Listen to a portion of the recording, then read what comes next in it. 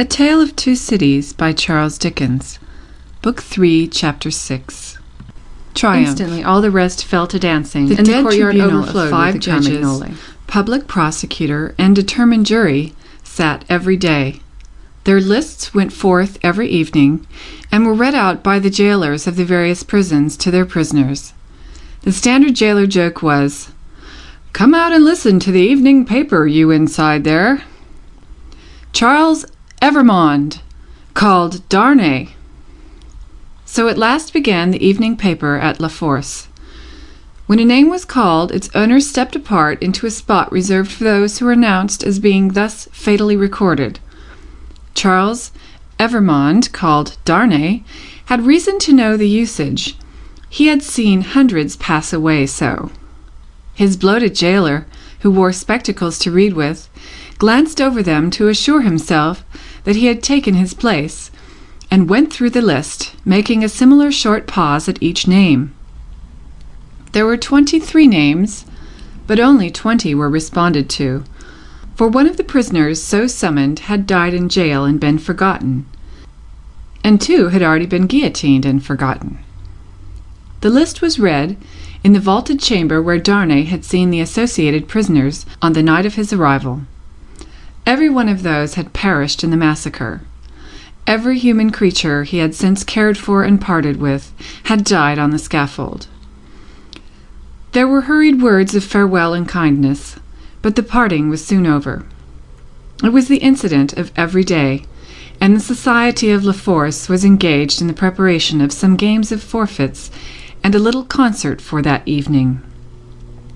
They crowded to the grates and shed tears there, but 20 places in the projected entertainments had to be refilled, and the time was, at best, short to the lock-up hour, when the common rooms and corridors would be delivered over to the great dogs who kept watch there through the night.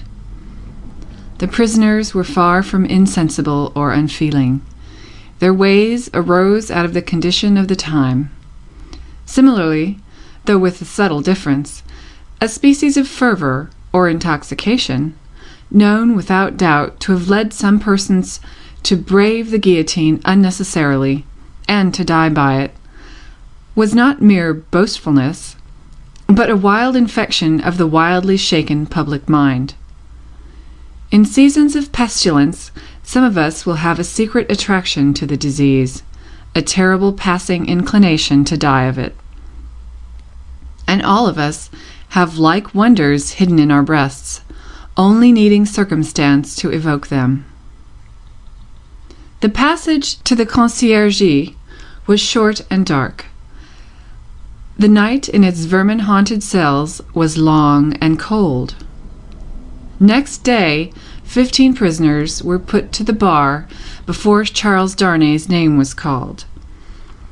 All the 15 were condemned, and the trials of the whole occupied an hour and a half.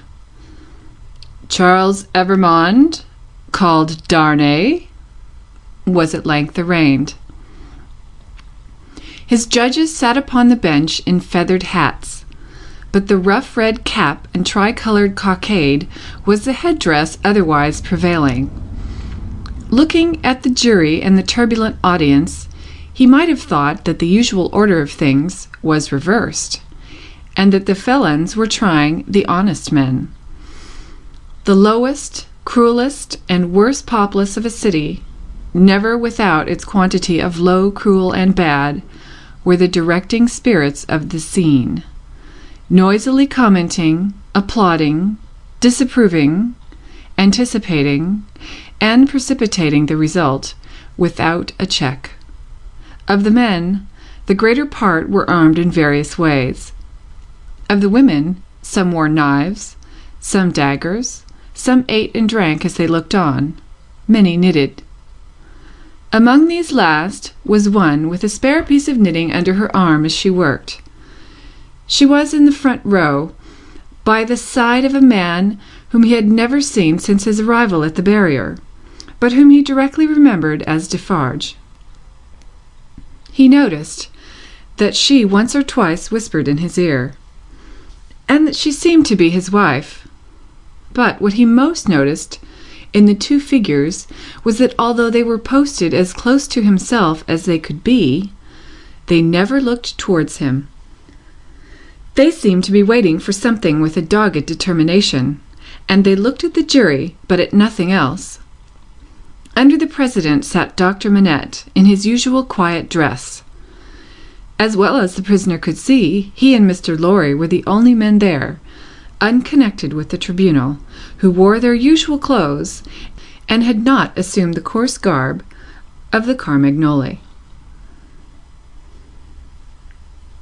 Charles Evrémonde, called Darnay, was accused by the public prosecutor as an emigrant, whose life was forfeit to the Republic under the decree which banished all emigrants on pain of death. It was nothing that the decree bore date since his return to France. There he was, and there was the decree. He had been taken in France, and his head was demanded. "Take off his head!" cried the audience. "An enemy to the Republic!" The president rang his bell to silence those cries, and asked the prisoner whether it was not true that he had lived many years in England. Undoubtedly it was. Was he not an emigrant then? What did he call himself? Not an emigrant, he hoped, within the sense and spirit of the law. Why not, the president desired to know. Because he had voluntarily relinquished a title that was distasteful to him, and a station that was distasteful to him, and had left his country. He submitted before the word emigrant in the present acceptation by the tribunal was in use, to live by his own industry in England rather than on the industry of the overladen people of France. What proof had he of this? He handed in the names of two witnesses, Théophile Gabelle and Alexandre Manette. But had he married in England? The president reminded him. True, but not an Englishwoman. A citizeness of France? Yes, by birth. Her name and family? Lucy Manette, only daughter of Dr. Manette, the good physician who sits there. This answer had a happy effect upon the audience. Cries in exaltation of the well-known good physician rent the hall.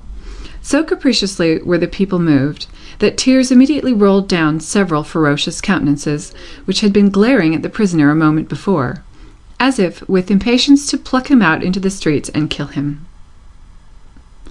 On these few steps of his dangerous way, Charles Darnay had set his foot according to Dr. Manette's reiterated instructions.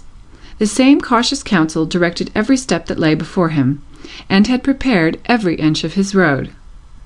The president asked, why had he returned to France when he did, and not sooner?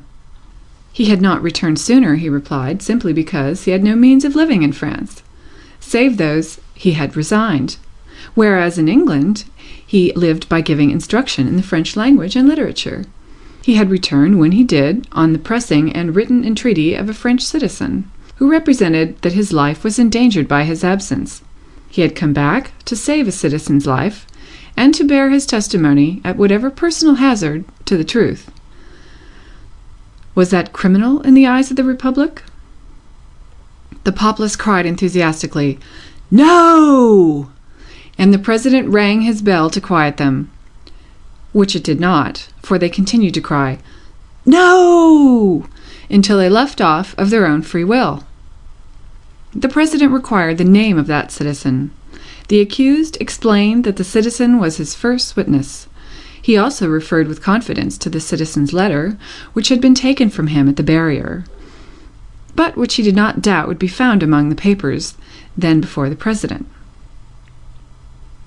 The doctor had taken care that it should be there, had assured him that it would be there, and at this stage of the proceedings it was produced and read. Citizen Gabelle was called to confirm it, and did so.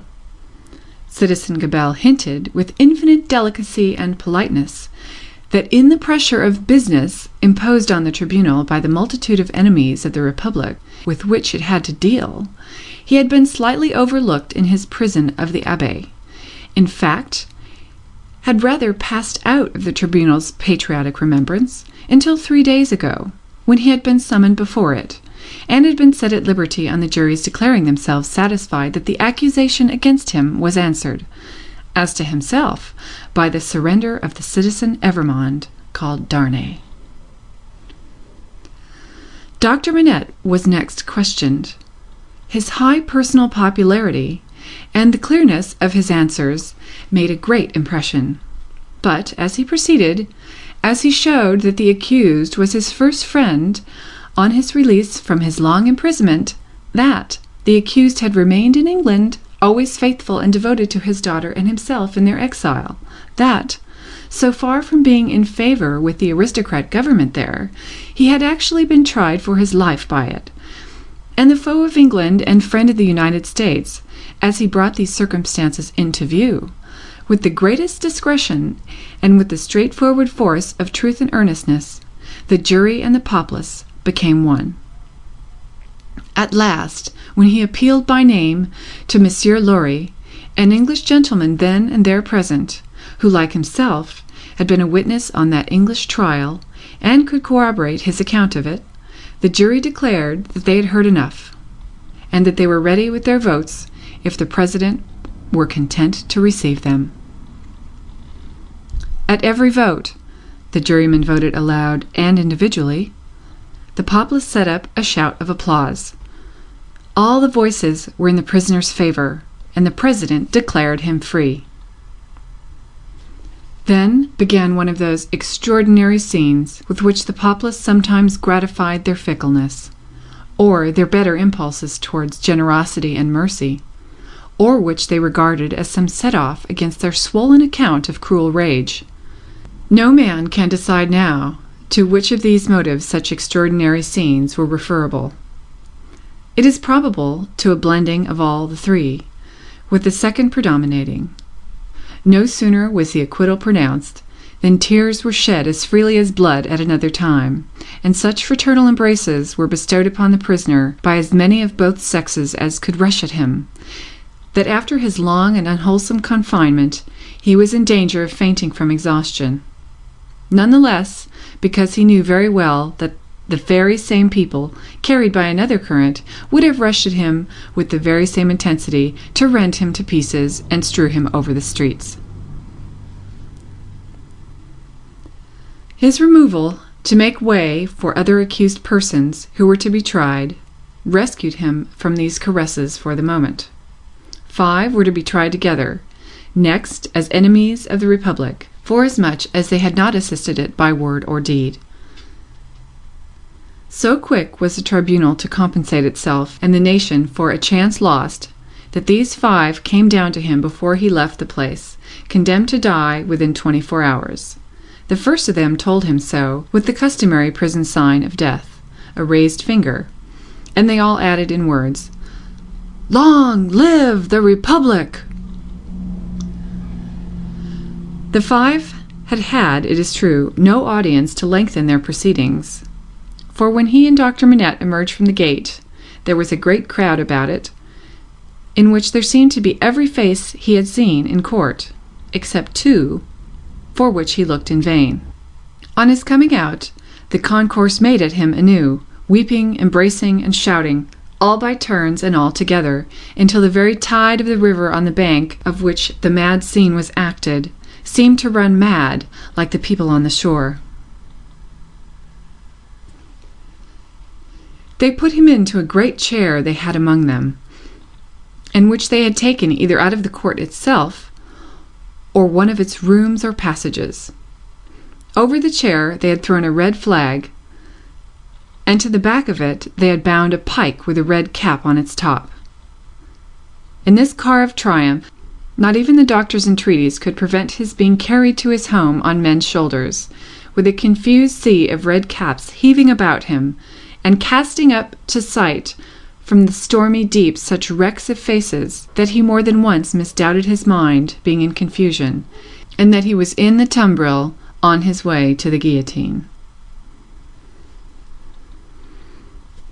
In wild, dreamlike procession, embracing whom they met and pointing him out, they carried him on, reddening the snowy streets with the prevailing Republican color, in winding and tramping through them, as they had reddened them below the snow with a deeper dye, they carried him thus into the courtyard of the building where he lived. Her father had gone on before to prepare her, and when her husband stood upon his feet, she dropped insensible in his arms. As he held her to his heart and turned her beautiful head between his face and the brawling crowd, so that his tears and her lips might come together unseen, a few of the people fell to dancing. Instantly all the rest fell to dancing, and the courtyard overflowed with the Carmagnole. Then they elevated into the vacant chair a young woman from the crowd to be carried as the goddess of liberty, and then swelling and overflowing out into the adjacent streets, and along the river's bank, and over the bridge, the Carmagnole absorbed them every one and whirled them away. After grasping the doctor's hand as he stood victorious and proud before him, after grasping the hand of Mr. Lorry, who came panting in breathless from his struggle against the water-spout of the Carmagnole, after kissing little Lucy, who was lifted up to clasp her arms round his neck, and after embracing the ever-zealous and faithful Pross, who lifted her, he took his wife in his arms and carried her up to their rooms. "Lucy, my own, I am safe. Oh, dearest Charles, let me thank God for this on my knees as I have prayed to him." They all reverently bowed their heads and hearts. When she was again in his arms, he said to her, "And now speak to your father, dearest. No other man in all this France could have done what he has done for me." She laid her head upon her father's breast, as she had laid his poor head on her own breast long, long ago.